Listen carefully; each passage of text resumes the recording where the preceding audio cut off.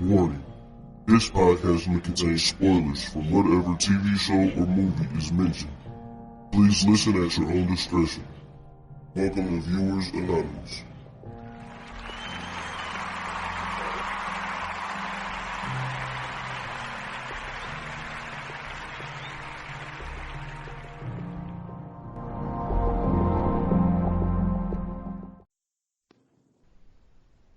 Alright, there we go.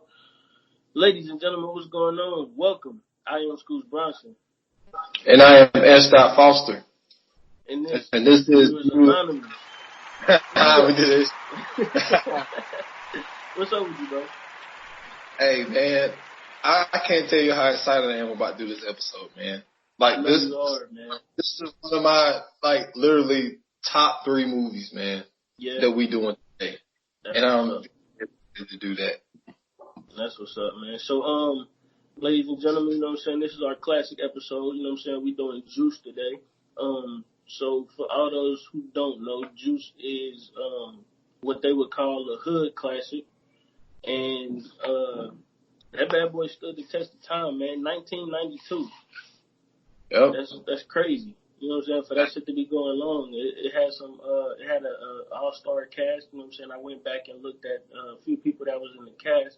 And just to give y'all a few names, Omar Epps, Tupac Shakur, Jermaine Hopkins, Khalil Kain, Sam Jackson, Tretch from Naughty by Nature, Pete Rock was mentioned in the movie. I don't even think he was actually in the movie though. Flex Alexander, Donald Faison, Queen Latifah, Fab Five Freddy, Ed Lover, Dr. Dre, EPMD, and even Orange Juice Jones was in the movie. So that's just to give y'all a few stars who was on the rise in the 90s, who was in that movie. But real quick, you know what I'm saying, you want to give them a synopsis about what the movie's about, bro? Yeah, man. I mean, from the way that I took, and the one name you forgot to mention, which he wasn't in the movie, but he did the theme song, was Rakim, man. Oh, yeah, of course. Rakim. That's one of the ledge. Oh, my God, man. Know the Ledge, man. One of the classic songs, man. I caught on to it late, but it's like when Juice come on, it just hits you, man. As soon as it come on. You want to know what podcast intro made me find out about that fucking song? It was Tax Season. When that shit come on, to Come Say Hi to the Bad Guy, they got that shit remixing. If you ever go back and listen to Tax Season podcast, yeah, that shit. Every time I hear that, I think of Juice.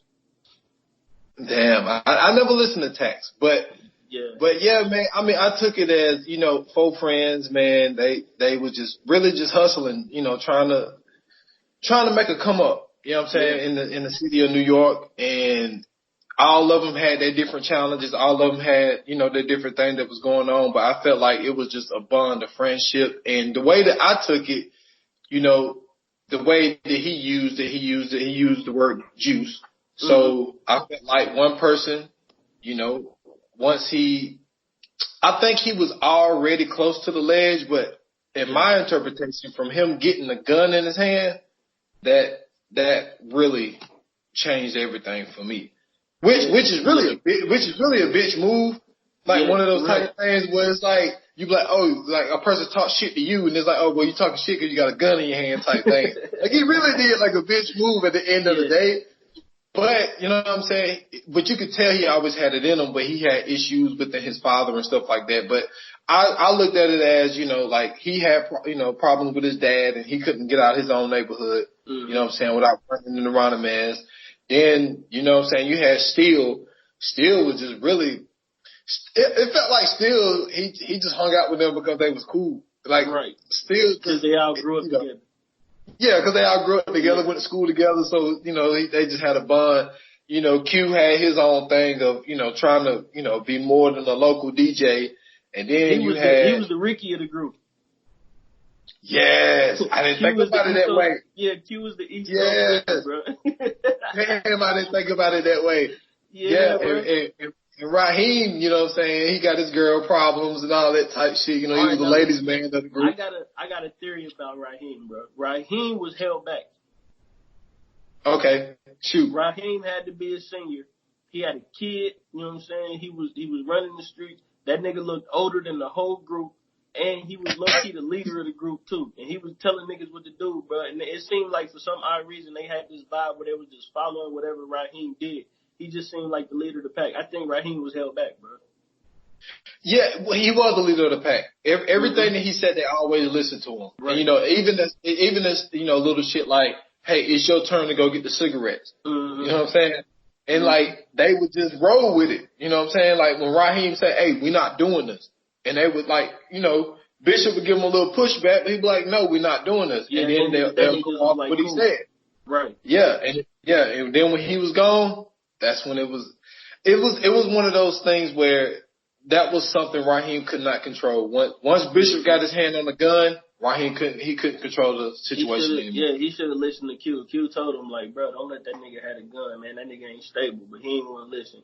And, you know what I'm saying, he was trying to let the little heat die down from when they was arguing in Still Mama House. That's the one thing, to me, I think that was the turning point of the movie when he was, when Bishop was watching the movie, I forgot what the movie was called, but the little black and white movie they was watching. Yeah. And he was, you know what I'm saying, he was saying he was getting fired up. Like, see, that's how you got to do it. He went out on his own terms. Like, you know what I'm saying? Like, he was giving him that speech. And then when he looked outside, he seen Rodamez, and he was just like, you know what, man, I'm sick of this bullshit. I'm sick of running from every motherfucking body, bro. We shouldn't have to be like this. Like, you know what I'm saying? He felt like that they was bigger than, you know what I'm saying, what they were showing. So I think that was like the turning point of the movie. And the one thing I did like about the movie was, they show everybody's backstory without really showing and giving us a lot about their backstory. You kind of knew what everybody was kind of going through. You kind of knew everybody's role just by seeing how they all was in the beginning. Like, you knew Raheem, he came from a pretty decent household, you know what I'm saying? But at the same time, he was still, like, you know what I'm saying? You could tell how he was the leader and the father figure. And then in his house, and then you seen Q was the one that was going to make it, you know what I'm saying? He had the mom that was always on his ass, always telling him to, you know what I'm saying, strive to be better. She was talking about going to the one Acme school or whatever so he could learn how to get a trade. Then you seen Steele household was cool, you know what I'm saying? He had two parents in the house, you know what I'm saying? He had a bunk bed, he was sleeping over his older little brother and shit like that. And then you had wait, hold up. Why is this big ass nigga sleeping on the top bunk, man, when his brother's skinny as hell? I have no idea, but that's what I was confused about too. But I'm like, how this nigga get the top bunk, man? I'm not sleeping on that top bunk, man. Man, look, I've always had a thing with bunk beds, man. It still was too damn big to be sleeping in that top bunk, man. He was too big to be in the bunk bed, period. He top or bottom, he was way too big for that shit, man. Yeah, I was sorry to interrupt, but go ahead, man. You was going on, bitch. I just had to say that. Yeah, and then you had Bishop, who, like you said, you know what I'm saying, you could tell him and his dad had a strained relationship, even though, you know what I'm saying, you could tell he had a good relationship with his grandmother. Apparently, their mom wasn't there, so I'm assuming something kind of happened between his dad and his mom. His dad really ain't say nothing in that opening scene, but, you know what I'm saying, he still had love for his dad. So you could kind of tell, like, how everybody had their own, you know, some little backstory, and they told it without actually telling. And I thought that was super fucking dope. Yeah, that was very dope, man. Cause it was the beginning of the movie, like right off the jump, they showing you, and it was really genius. Even the part of tying into school where Steele was walking, you know, so he put his book bag off to the side, you know, took the stereo or whatever, and then he's walking down the road, and then he's seeing everybody he go to school with, and he's, you know, hey man, make sure you take them notes for me, nah. Then his mom and I called him out saying he didn't make his bed. But ruined his whole thing. He was trying to get over girl number, man. She fucked his whole thing up, he's trying to get a number, and mom that just completely ruined that plan, man. Tell him to come make his bed. Like, really, mom? You had to yell down here for me to make my bed. And then, you know, but you know, I want to go. We probably shouldn't start there, but you mentioned it, and I can't get it off my head. Okay. For me, that was a turning point of the movie, you know. But you also got to include, you know, the bar scene when, so Raheem asked Q to go in and get a cigarette because he see a girl walking in. Now Raheem want to go in and be like, nah, you already asked me to go in. So Q went in there, you know, he failed. But that's a whole nother thing because he already got a woman. But, you know what I'm saying, they run into his old plan. Yo, yeah. Listen, what's my man's name? R.I.P. Blizzard, man. It's Blizz. Blizzard, yeah, man, he ran into Blizzard. His name was Barnett Blizz Jenkins. R.I.P. to Barnett Blizz Jenkins. This episode was man. man. God damn. All he was trying to do was get $1, man. Trying to get $1, man. Trying to get $1 and told the girl. Now the all-time part, he was like, everybody strip. And he was like, you hurry up, cause you look good, man. Oh man, I thought I was gonna die. Hey, yeah, that's so Blizzard robbed the store, and you know, so Q come out. He's like, "Yo, Blizzard in there robbing the store right now." Mm-hmm. And then, you know, Bishop like, "Man, let's go in there and get a piece of the action." Like I said, Raheem, nah. He was like, "We're not doing this." He was like, "That dude is going down, and none of us is going down with him." Mm-hmm. So, you know, fast forward to where he was watching the film. He's watching the black and white film, and then, you know. And then he looked out the window and was like, "Man, we ain't shit." You know, start talking about how we running from everybody and all this type stuff. So Q and them, they get in the fight. And then, you know, but the iconic part was when he was like, you know, if we were to say, well, Blizzard, he was like, it would have been 5 dead niggas instead of 1. Exactly. And then he was like, you ain't got nothing to say now. And so, and Bishop just had this mentality of like, really getting money at any means necessary. Like he was just really tapped out of like, dude, we doing like this little hustling at the ballroom or whatever you want to call it. He was like, we're not really making any money. Right. You know, so Bishop just got to the point of like, you know, really like after that, because, wait a minute. Well, the way I interpreted it was that scene, and you said it perfectly. That was the turning point of the movie. Yeah. Was after when what happened in Steele's apartment was the turning point of the movie. And they broke the vase, man. Man, he broke the vase, but I'm more concerned about what the hell he was cooking in them damn eggs, man. That was he was cooking bacon and eggs. I don't know how the hell you cook. But that wasn't no bacon, man. That was like 40 in there too. That nigga was cooking that shit with beer, man. That's fuck type shit. That shit was crazy, man. But yeah, that was the turning point. To me, that was the turning point of the movie. And the one great thing about this movie, and what a lot of people don't seem to understand is, I think if you tie it into like music, right? Mm-hmm. So a lot of people say when it comes to these dudes that's come from the street, a lot of their greatest music came early when they were still hungry, right? So because you view life different, you're more hungry, you don't really got the money, and you're using the least amount of materials, you know what I'm saying, to get what you want. Because like now, you know, they got the studio. Most of them got studios in their house. You know, their living expenses are different. Like everything is different. And what Ernest Dickerson was able to do, because I believe that the budget that they had, it was, I mean, dude, I don't even think they had like $5 million. Like to make, like it was a very low budget movie. Mm-hmm. And the thing is, the people wasn't know, because people don't seem to realize, like, this is 92, like you said. Tupac first album came out, I think it was either at the end of 92 or 93. Yep.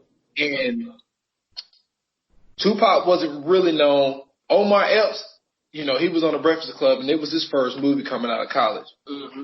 Well, not even college. He was in high school. He said he was 17 years old when they did that film. Mm-hmm. So he was 17, and like I say, Tretch, Naughty by Nature was a well-known group at that time. Mm-hmm. So Tretch came in to do the part of Bishop. Right. And so the director was like, well, who's the dude with you? He's like, oh man, that's just my guy Tupac or whatever. So I don't know what ended up happening, but they was like, well, won't you try, to do, these lines or whatever. And then they end up with, I don't know if I feel bad for Tretch or not, but now that we've seen it, I don't think Tretch would have been able to pull off Bishop.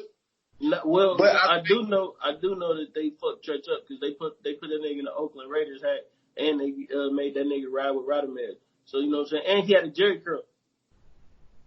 Well, see, that's what I'm saying. I'm thinking that Tupac would have been, Tretch character.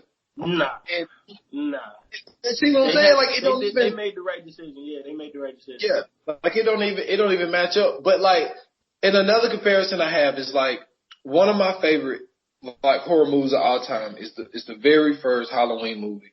Mm-hmm. It came out in 78, and I watched a documentary on it. And like it was the same situation. Like they only had like $5 million. Nobody really wanted to approve it, and they had the least amount of material. Jamie Lee Curtis was not no well-known actress at the time, so they were just taking these new young people, and they was able to create a classic with the least amount of material. Right. Now, if you look at the whole lineup of all the Halloween movies, to me, the first one still was the best one. But that's usually how it is. The first one is always the best one. Yeah, but they had the least amount of material. So I think that they was able to get a large budget and able to get I can't even think of any actors in 92 that was big that would have been that age to be able to play those roles. I think that really the only one that was well known at that time was Steele. That's because we seen him in Lean on Me. Lean on Me is a classic. Yep. You know what I'm saying? So I think that with the low budget that they had, I think that's one of the reasons why this movie was so good, because all of these guys was hungry at the time.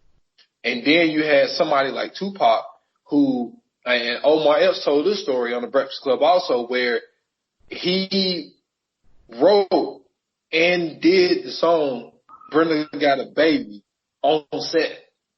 Well, that probably inspired them to do that shit too, because if you think about the story of it all, you got to remember, Raheem had a baby. I think that was one of the things that that a lot of people probably ain't go back and, well, if you go back and look, you kind of forget that in the midst of the movie, because remember at the beginning when they all going to meet up to go skip school, you know what I'm saying? He looking for Raheem, or Q looking for Raheem, and then he come around the corner and he see him talking to his baby moms. And then, you know what I'm saying, of course, she was a dirtball and walked off on him because he had another girlfriend, but they wasn't together. You know what I'm saying? But Raheem had a baby, and then, you know what I'm saying, of course, it ain't no spoiler alert by now. Raheem got shot. Next thing you know, his girlfriend was by herself. And then, what was his girlfriend's name? Damn, I can't remember her name. Wasn't it like Keisha or Kaniqua? No, it was Keisha, wasn't it? I think it was Keisha, because he said her name once when he grabbed her arm because she was trying to walk away with him, and then she telling him, "I don't want my kid to be fucked up like you and your fucked up friends." Yeah, I'm like, man, that's fucked up, man. Cause Q girl was Yolanda. Yep, Yolanda. Yep. Yeah, and then what was the one chick Steele was supposed to hit? Donna Calloway or Carthaway or some shit like that. Well, they said it used to be Donald. Donald, Donald Caldwell or some shit. Yeah, that shit was crazy. But yeah, I mean, I could see him getting that inspiration off of the fact that, you know what I'm saying, Raheem died, and then now she's a single mom, she young. You know what I'm saying? We don't really know too much about her, but you know what I'm saying, I can see how he got that from that. Yeah, if he did use that as inspiration. Yeah, because we really only seen her 3 times. When they were having an argument at the beginning, then he seen her getting in the car with Dude, and then we saw her at the wake or whatever. Yep, after the funeral. So that was it. We didn't see her no more. We seen that baby twice. But Raheem was just really in the streets trying to make money, all that type of shit. So, but I don't know, I mean, do you want to take it from the beginning or just really keep flowing? I mean, we can go from where we at, man. You know what I'm saying? Like we was talking about, it was the turn of events when he seen the movie. Then, you know what I'm saying, I guess Bishop kind of pressured Raheem into going to get a gun for the group and doing I guess it was Bishop's idea to go do the robbery, which kind of sucked, man, because it kind of showed how much of it kind of showed how not how much, but how less of friends that they were. You know what I'm saying? Q had a chance to go DJ and really make something of himself, and instead, these niggas was like, yo, fuck all that DJ shit. Let's go get this money and let's rob this nigga. And he was doing he was actually doing fucking great.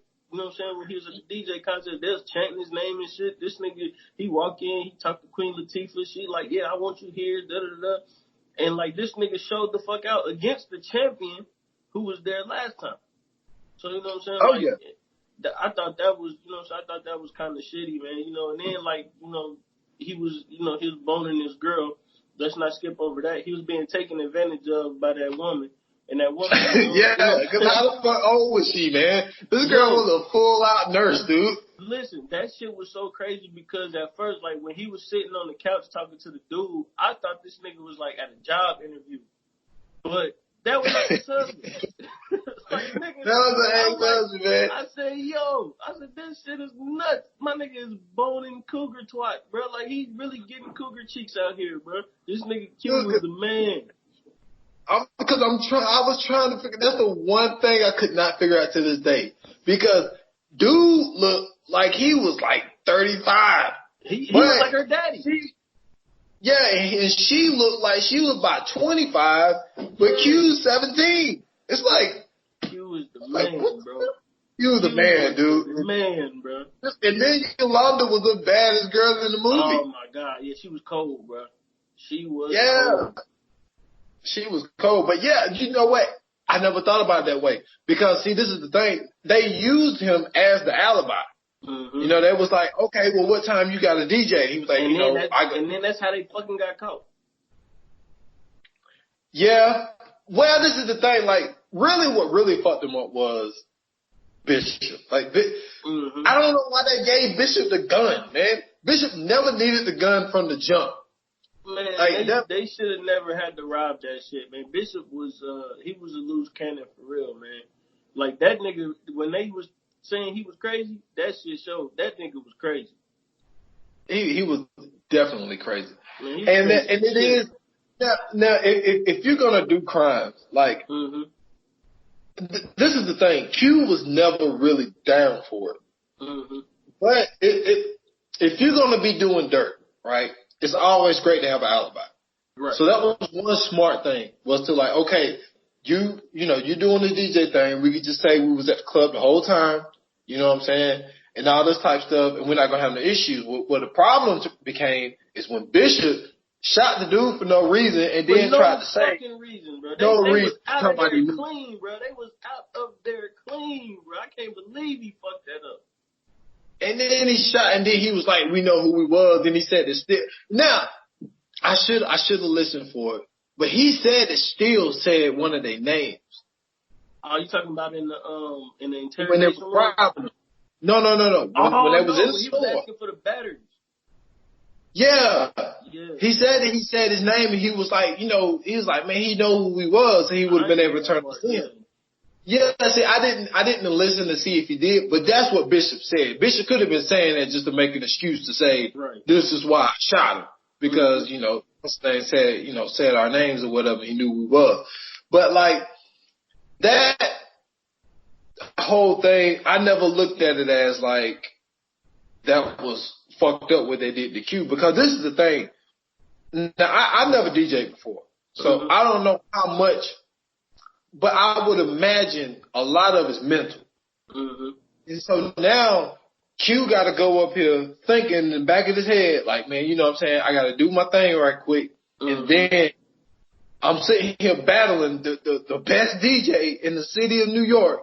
And then I got to, as soon as I'm done, I got to go rob the store and then come back and act like nothing even happened. Now, we didn't get to see his performance after that. But to rock the place the way that he did with that on his mind, like a lot of people probably wouldn't think about that. I know this is a film, but at the same time, it's like, the mental mentality of a person, like that's something you can't just get off your mind. Like, man, we about to go rob a store here in 10 minutes and I got to sit here and not embarrass myself in front of all these people in this club. Right. Well, see, I felt like, once he was doing this DJ thing, man, he was getting in his groove because, like, even if when he had went home and he got done talking to Raheem, he went in the room and he put his headphones on and he just got in his groove and started mixing and mastering and doing his tape for the audition. Like, you could see, like, that's where his mind was at all times. Because even remember, like, when he be walking down the street, he just doing his movements. He just, going through, moving his hands. And then when he was in the back room, he was doing it on the little table. He was still doing his movement. So I think that, like at all times, like that was always on his mind. Like from the time he remember when he was, when his mom woke him up, he had headphones on when he was asleep. When he was getting dressed, he had headphones on. When he went to go get Raheem, he had headphones on. So he was always in that mentality of doing music and DJing. I think going to, to rob the place, I think he kind of put that in the back of his mind because I think for real, he was trying to find a way to get out of it to begin with.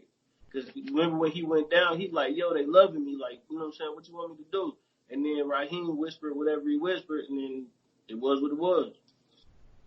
Yeah, and then also when they was going down the street and he saw the poster saying that this is where he's trying to go to or whatever, whatnot, and he was like, hey, and this is the thing, he asked Raheem, hey, is it fine if we go to the record store and pick up some records so I can make my demo tape? He was like, is that cool with you? You know what I'm saying? So then he run the interference and hollering at the girl with the gold tooth in the mouth. You know what I'm saying? Hilarious. That shit was hilarious. That gold tooth, man, that motherfucker was big as shit, man. And then she talking about she gonna get the whole front done. It's like, she was wild. Man, she was wild in that store. And then now still, this is the thing. What difference does it make? Still just wanted to get a few records, man, and Bishop telling him to put that shit down. No, like, I'm with him. Did you see the title of it though? No, what was it? It was like Unique Cutie Star Booty or something like that. That shit was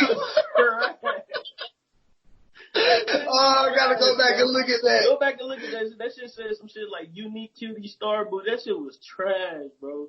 I'm like, why did he do that? I think it was one of them like records with the naked chick on it. Like, you know how players used to have the naked chicks on their album covers. Like one was pouring honey, the other one was like in the suspenders and shit.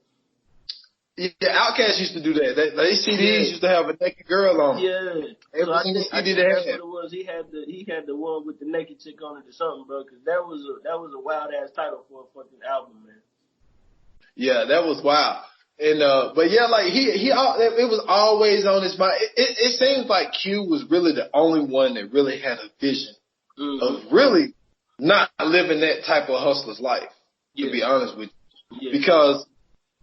I mean, because what is Still doing? Still, and that's why I say Still, it just seemed like Still just like they just must have been in the same kindergarten class and they were just always in class together. Yeah, and, like, you could tell they all was together.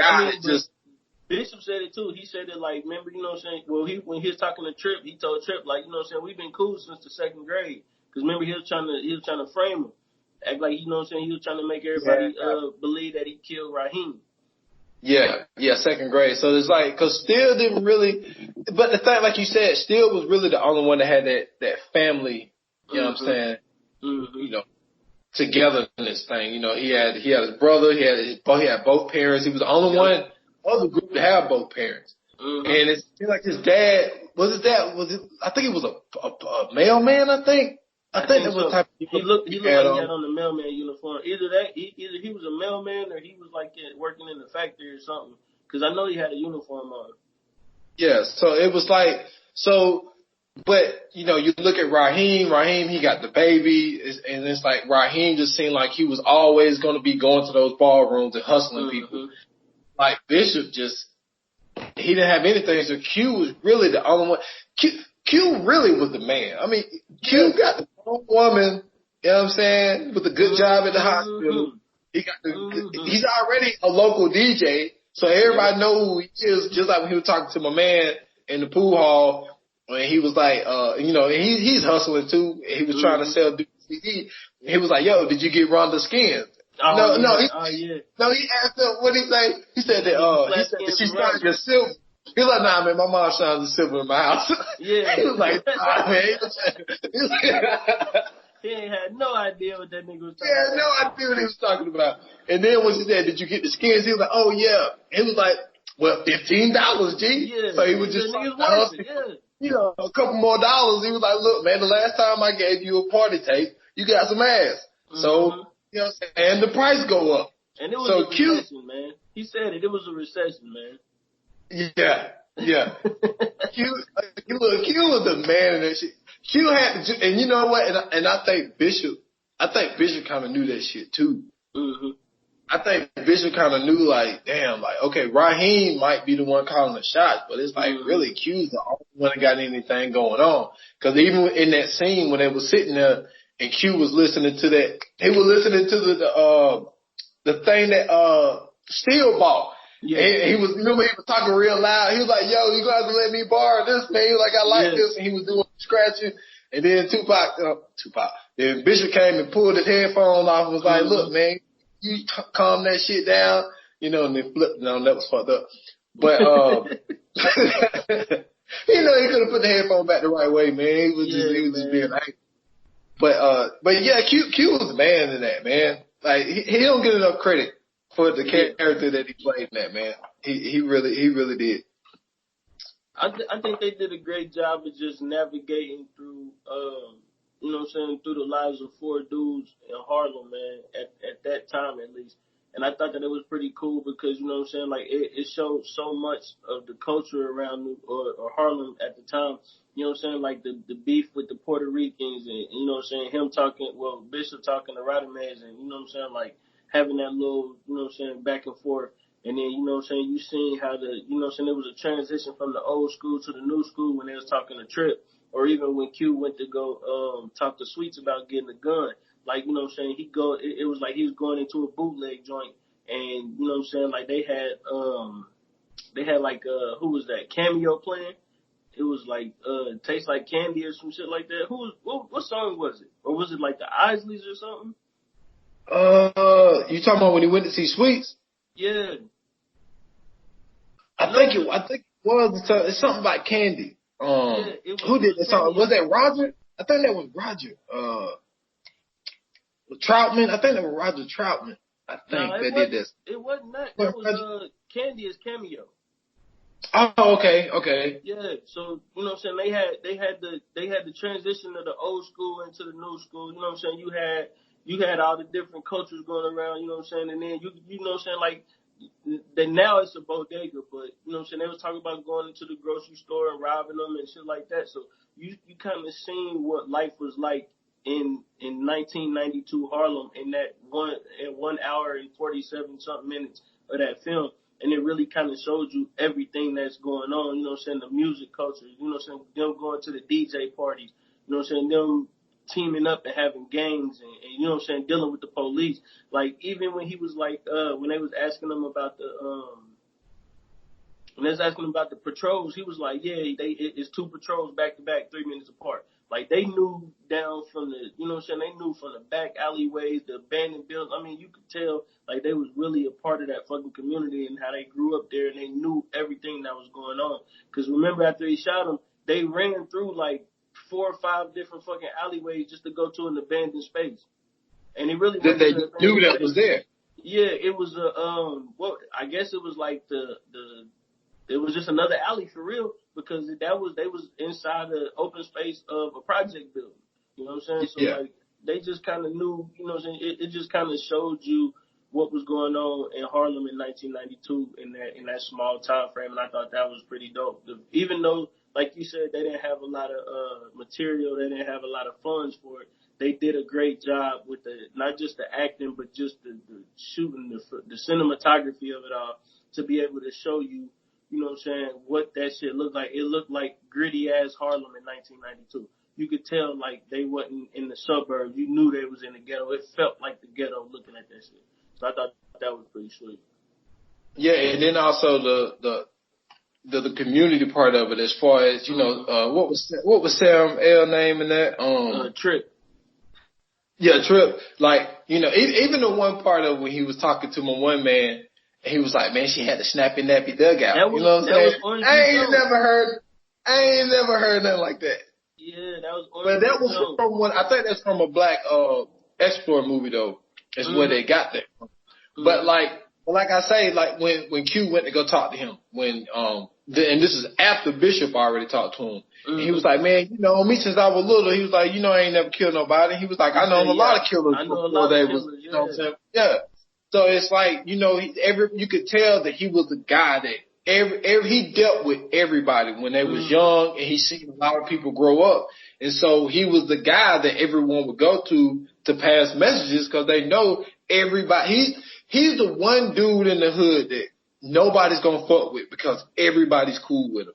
Exactly. Like that's who he was in that film. Like his role wasn't big in that, but when you look at, you know what I'm saying, a community like Harlem was in that time, like he was the guy he was pretty much the guy that was untouchable. You know what I'm saying? He was the guy that's like, he was like the neutral ground. Yeah, exactly. He was the neutral ground of everything as far as, you know what I'm saying, the drug dealers, as far as, you know, the little kids trying to hustle, the teenagers trying to hustle, all this type of stuff. He was the dude that was the middle ground of everything. And when everything started to turn, after they robbed the store, you know what I'm saying, they run down to the one, because they went to two different ones. They go to the first abandoned, little, I don't know what you call it. It just seemed like it probably used to be like a business. Yeah. Yeah. So they're down there, they're arguing or whatever, and, you know, and finally Raheem asked for the gun. And he was like, no. He was like, I'm holding on to the gun, so I don't feel like it. So Raheem, okay, was it a bad move for Raheem to try to take the gun? I don't know, because I felt like, you know what I'm saying, him being the leader, he felt like he could overpower Bishop, and you know what I'm saying, and to me, I felt like Bishop was a bitch until he got the gun. So, yeah. Exactly. Yeah, because even when, I know I'm jumping back, you know what I'm saying, so he runs into Roundamans at the beginning of the movie, Bishop does. And then, you know, and I always like how he said, Bishop. Like, he would always say his name out. That shit was funny. So then, like, you know, you could tell the relationship they had, and, you know, he put the knife to his nose and all this type of stuff, and, you know, like, Bishop said a few smart things, but he didn't, you know what I'm saying, it seemed like he didn't go too far. But then when he seen Raheem and Q, that's when he starts talking shit. Because he knew Raheem was coming and save him. So then, you know what I'm saying, to fast forward back to that, I think that Raheem figured that was the only way to get the gun back. He had to forcefully take the gun back. But I don't think Raheem was thinking that Bishop would actually shoot him. Right. But I think it was the best move to try to take it, because he asked for it, and Bishop was like, no, I'm keeping it. So and then Raheem was like, nah, you know, I'm taking it. So he goes to take it and he shoots him in the chest. So then they run to another alleyway, you know what I'm saying, and go down there. They went to the abandoned building. Yeah, so then they go down there, and then that's when Bishop was like, you never run up on somebody with a gun. He was like, I don't give a damn who you are. And, you know, still trying to convince himself. Yeah, he was trying to convince himself and trying to convince them. It was like, man, you never run up on nobody like that. And then still was like, man, but that's Raheem, though. He was like, I don't give a fuck who it is. I think it does. If y'all been cool since y'all been in the second grade, you know what I'm saying, you made a move that really jeopardized the whole group. You know what I'm saying? Everybody, armed robbery and murder. Now, don't get me wrong, you're still going to get a lot of time on robbery. But armed robbery with murder, you jeopardize everybody's future. Look, it was first off, let me say it was a bad decision to rob the store anyway. Exactly. Okay, let me get that out of the way. But at the same time, he changed the risk in the charges by shooting at no reason. So then he's trying to convince them to say, look, man, you know, that was Raheem, though. He was like, I don't give a fuck who it is. And then that's when we really, like, we seen the turning point. We seen it coming, but this is when it made the complete 180 is when he shot Raheem and tried to convince himself you never run up on anybody with a gun. Yeah. And that's when we and that really that completely broke up the group. And then the way he killed Steele was some trash shit too. But I felt like him killing Steele was his way of setting up Q, because if you paid attention to it, he took Steele to that little alley, and then he took him downstairs in that little sectioned off spot when he shot him first, and then when he ran off, and then when you seen Q walking up to Tripp's spot, Steele was still down there. He was shot. You know what I'm saying? Eventually, he got up and walked out into the street. I thought that he was gonna get up and go. You know what I'm saying? Like, if somebody was gonna find him, the police was gonna come and get Bishop. But of course, we know that ain't how the movie ended up panning out. So. Then, you know what I'm saying, him and Q get into it after Bishop kept trying to, you know what I'm saying, he was basically stalking these niggas and trying to find them. So after he killed Steele, you know what I'm saying, Q was like, I gotta stop this nigga. It's time for this nigga to take this L.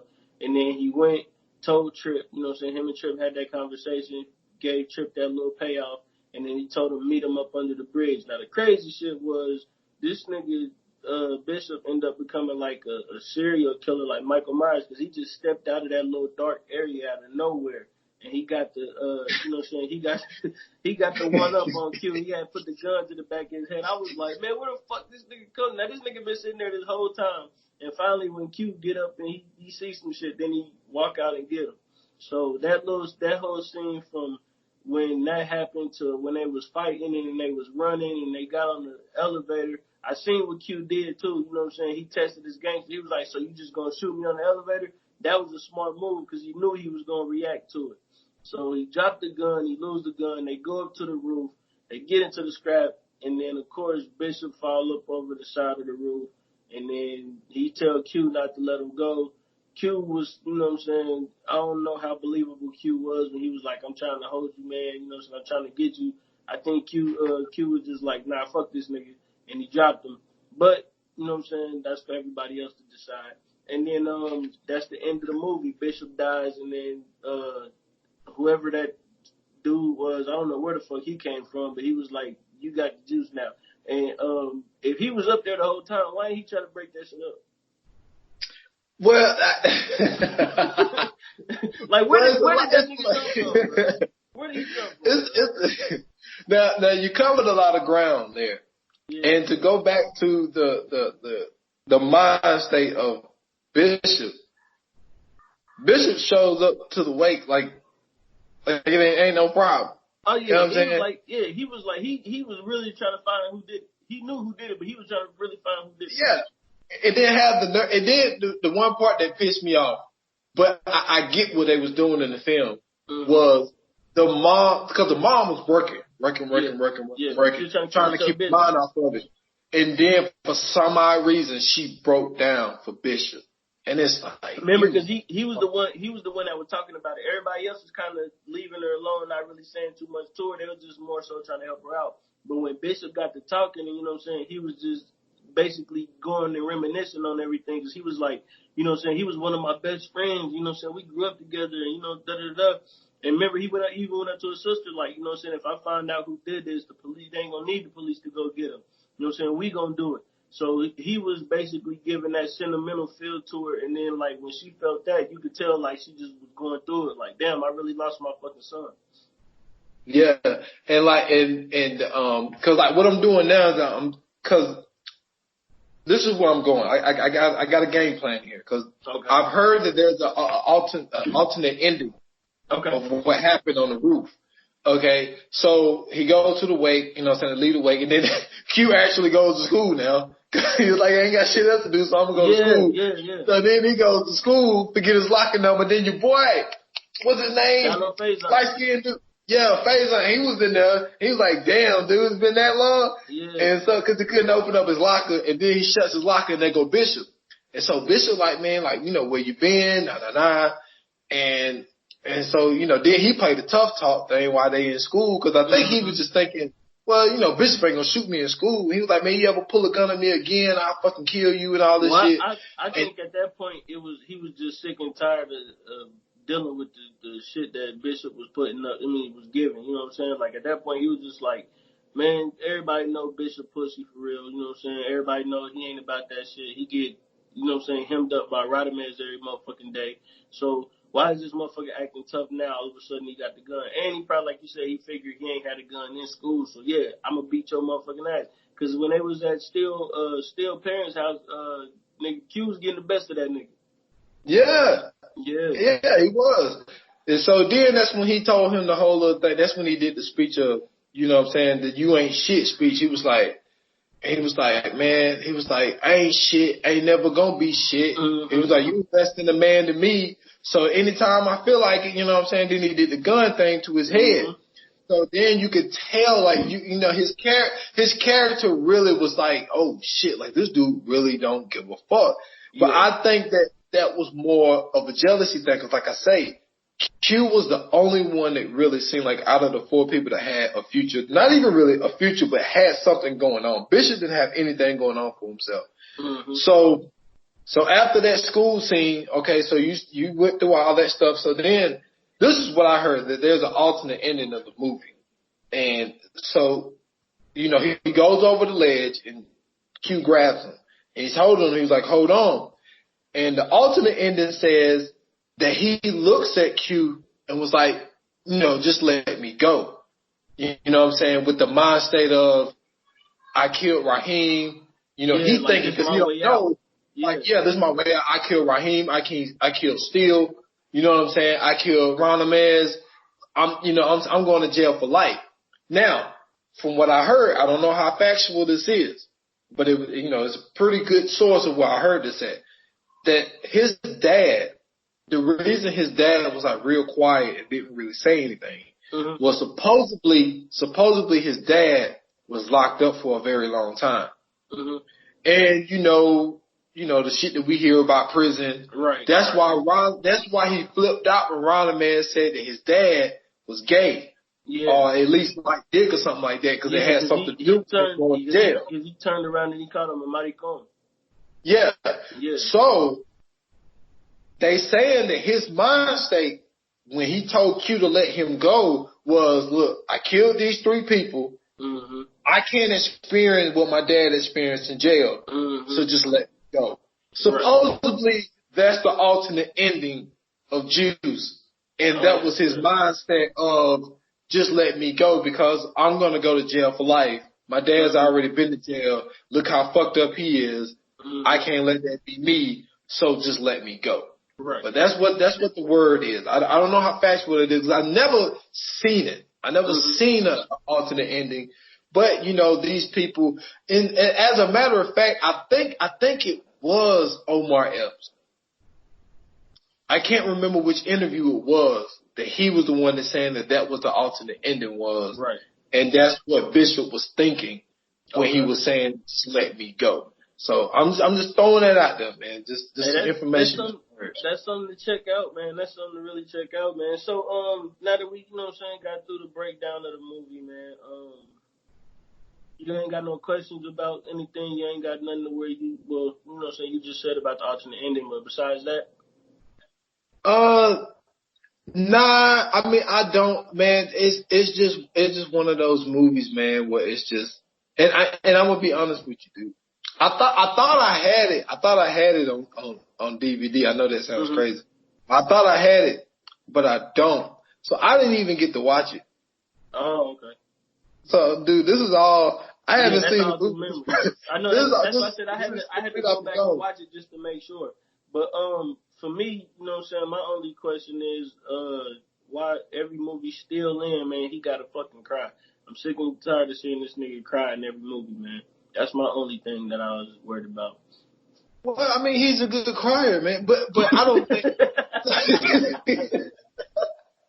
No, I'm gonna tell you something though. The best, man, Denzel. You name all these people. Nobody cries better than Derek Luke, man. He's the best. Yeah. He's the best crier, man. And Anquan Fisher, when he did that, and when he did that Madea go to jail when he was a lawyer, when he was crying on that bench. Man, Derek Luke just make you cry, man, 'cause this shit be so authentic, it be so real, it be so much emotion, and you know how your voice changed when you. Yeah, I was just saying that, you were talking about how Steele be crying, always crying in movies, and I was just saying that, like, he's a good crier, but, like, ain't nobody got nothing on Derek Luke, man. Derek Luke, but he give you that emotion that's, something is deep down in that man's soul. Like, that's not acting. Like, there's something there. But I didn't even really think about it. But like I say, Steele was the one, I don't know. I guess Steele could be more emotional and more vulnerable because, you know what I'm saying, he had the 2-parent home and the brother and all that type stuff. And it just seems like he just cared about more shit. Cause like, how mad Steele was when they broke that vase, he was like, man, I gotta explain this shit to my mom, man. Like, Still had to deal with real repercussions. You know what I'm saying? It seems like the rest of them didn't have to deal with it, so I guess that made him more vulnerable to cry or something. I don't know. Right. But Lean on Me different though, man. Come on, man. He was a crackhead and how can you be in high school? Man, still look like he was like 12 and Lean on Me, man.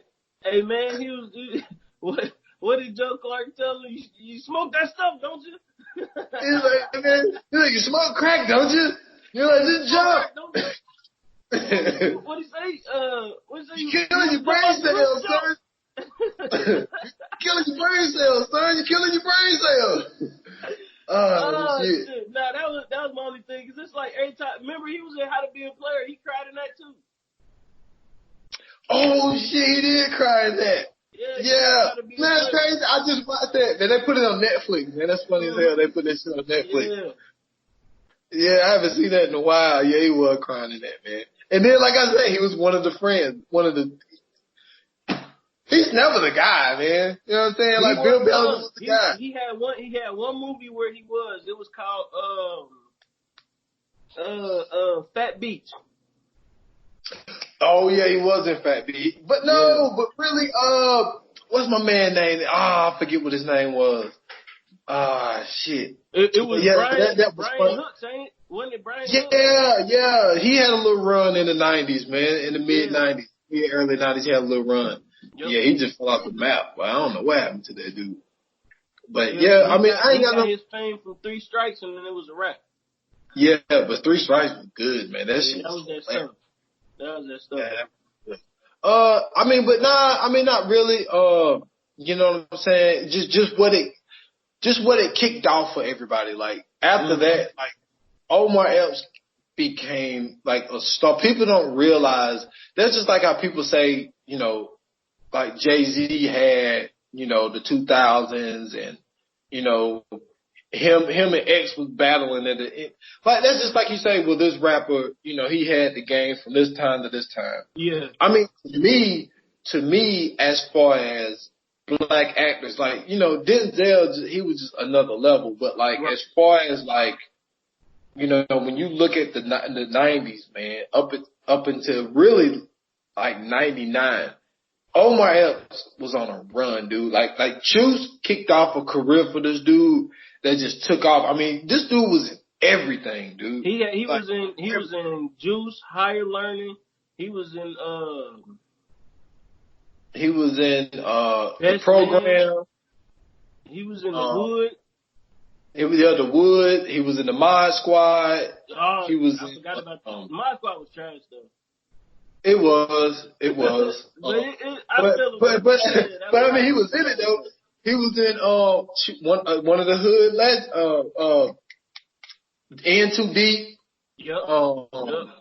I mean, dude, he was just in everything, man. And he was like never mind. I'm thinking of Mekhi Phifer. I was about to say he was in but that was Mekhi Phifer. Yeah, that was a good ass movie. Yeah, that was a good movie. That was really good ass movie. That's one of the a very underrated movie, man. Yeah. And even when he cried when his shit got fucked up, he a good crier too. He is. Mekhi Phifer a real good crier. Yeah, that's what I'm saying. Like, yeah, he you know, man, all times it paid in full. But when he was sitting there crying about his brother getting kidnapped, and it was like, he said it. I think that was the second best crying scene to Cuba Gooding Jr. in Boys in the Hood. That was the greatest crying scene ever. Yeah, because he was sitting there, and it sucked that they made it a meme. Because I seen it as a meme. He was like, man, you said anybody that owes me money. Man, hey, that shit was hilarious, man. Oh, wait, see, you laughing at that. Well, yeah, they made that a meme, too. I'm talking about they made, when he was in the car with Ace, and he was saying that, it was that anybody that owed me money, he's like, they're fucking dead. And like somebody made it a meme, man. I think it was about, like somebody betting somebody off of a game or something. Yeah. And like, and I was like, that's fucked up, man. That's fucked up. Cause I don't think people really, but the internet don't give a shit. That shit was real. That was real. That really happened. Like that little boy really got kidnapped and really they really chopped pieces of this boy up and mailed it. Niggas forget that was Alpo and them. Yeah, that was Alpo and them. Like they made an American gangster about this shit. Yeah. Like that shit really fucking happened. And it turned out to be the boy's damn uncle that set the whole damn thing up. Yeah. But yeah, that's a whole nother thing. But yeah, I mean that just for what it kicked off for Omar Epps, you know, what it kicked off for Tupac. But Tupac had his music thing too. But I think that at the same time, I don't think Tupac probably would have got like, you know, gang related above the rim, you know, and shit like that if it wasn't for Juice. Right. But it really didn't do a huge thing for Steel and Raheem. Well, like you said, he was already established, and Khalil Kain was too. They already was in movies, so by that time, it really didn't even matter for them. Yeah, and I don't think it really did anything for Sam, because Sam was already, Sam was doing joints with Spike Lee. Yeah, so that was right. So what you rating this thing, man? Man, are you serious? Dude, I just sat here and did this movie without seeing it in like a year and a half. Man, it's a fucking 5 fire flame, man. You gotta ask me. 5, man. 5. All right, man. Okay, so you got 5. I'm gonna give it 4.5. And What's the half? Only reason I'm gonna give it 4.5, man, is because of it was a few scenes in there where it was horrible acting. Rodamez was a horrible actor. I didn't like Steel crying, and what was the dude he was talking to in the thing when he was asking him did he get the skins? He was horrible, man. Them three things, I gotta take a half a fire flame. Okay. Man. So I give it 4.5 fire flame. And let me rebuttal as in saying that it was a very low budget movie. True. And they couldn't and then because you got to think about when you don't have as much money, the takes are shorter. Mm-hmm. You can't, you know what I'm saying? The what do you call it? As far as, because I think he said that they shot that movie. Oh man, I want to say it was. I want to say 6 months. You said 6 months? I think it didn't take them long to shoot it. Yeah. And so with that, see the reason. Put it this way. One of the main reasons I gave it a 5 is because if they would have got a budget of like $15 million and we got the same product, or 20 or 30 or whatever's a big. Well, this is what people got to also understand. It came out in 92. So right. $15 million in 92 for a film is probably like 40 or 50 now. Right. You know what I'm saying? So just for people to get man, that's still a lot of money. But like in 92, like they only got like $5 million or whatever. And then it was, so they didn't have as many takes. And then I'm thinking that they just really pulling these dudes. You gotta realize, dude, they pulled Omar Epps off the street. He never been in a big film before. Right. So you're gonna have a few people, you know what I'm saying, that's just around that got little small things. Played his part great. Tupac played his part great. Still played his part great. I just don't like when he cried. I mean, everybody else did their thing. I don't know. It just, to me, Rodamez just seemed like either he didn't know what he was doing, or you could tell that's his first acting gig. And then with the dude that he was talking to at the pool hall, it was the same thing. It was just like they just didn't fit in them scenes to me, man. Like you could tell like they was either getting lines fed to them, or they was like every other scene cut line, and then they was riding it that way. But that's just me. I mean, other than that, 4.5 fire flames, man. Maybe if they would have got, what's my man? I can't never say his last name. John. Leguizamo? Yeah, they would have got him to play Rodamez. Yeah. You know what I'm saying? That would have. I see what you're saying. Yeah, because Rodamez was a little wet behind the ears, but yeah, I mean, respect it. 4.5 is still fucking. Yeah. I mean, it was still a great movie, man. Like we said, you know what I'm saying? It's a classic. And I mean, you can't take that away from it. You know what I'm saying? So, man, I think that's it, bro. Yeah, man, that's all I got, man. It's just amazing. It's crazy how that movie just stick in my head the way that it does. I've seen it so many fucking times. Yeah. And I can sit here and go from front to back and haven't seen that movie. I can't tell you the last time I watched it. I tried to find it, I went on Netflix, I didn't see it, and I went on Hulu and I didn't see it, and then I was like, man, I know this movie, man. I was like, I don't even need to watch it. Right, I was like, it's not that many movies that are like that for me, and Juice is one of them, and that's why I was so excited to do it, because I've been wanting to talk about Juice in depth for a very long time. Yeah, man. Well, I think we covered, some pretty good ground.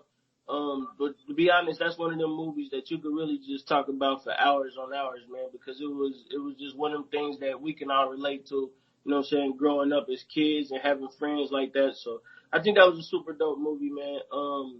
But you know what I'm saying, the end is here. Like you know what I'm saying, like we said, man, go check out Juice. You know what I'm saying? If you ain't seen it in a long time, go sit back down and watch it.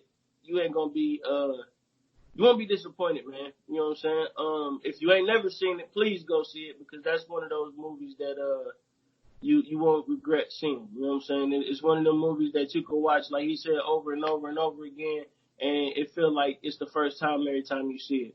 But with that being said, man, I'm Scoots Bronson. You can follow me on Twitter. You can also catch my other podcast, Already Home, and 15 Minutes of Fame. They all on your favorite podcast platforms. And that's all I got, man. Yeah, man, and I'm S. Foster, and you can catch the Stolen Time podcast, which now I'm still having technical difficulties with that. So as of right now, it's still just on SoundCloud at the moment. I'm still working on that, man. I've hit up SoundCloud, I hit up Anchor. They both hit me with the same message as of, you know, it's gonna take some time for us to get back to you and all this type stuff. Okay. But go check that out on SoundCloud. You know, you can get the link on the Stolen Time podcast page on Facebook. Also follow me on Instagram and Twitter at S.Foster and then the number 8. Just dropped a new episode, so we hot out here. Yeah, man. And I want to say, you know what I'm saying, this is our first video too, man. So, you know what I'm saying, be checking it out for other videos, you know what I'm saying. Make sure you subscribe to the YouTube page. We got to figure out how we're going to do that. We're going to do a separate YouTube page or what? What's up with that? As of right now, just, you meaning as far as your Scoots Bronson page, or you created I mean, we could probably create one later. Well, you could just go ahead and put it on the Scoots Bronson page. That'd be cool. And so then I'll share it from there. Yeah, y'all check out my YouTube channel, Scoots Bronson or Scoots Bronson TV. Y'all go check that out. The video is gonna be up as soon as the episode drops. I'll be trying to edit it at the same time, so hopefully that works out. Man, that's it, man. Appreciate y'all for listening. You know what I'm saying? Thank y'all for watching. And this is Viewers Anonymous, man. We up out of here. Peace.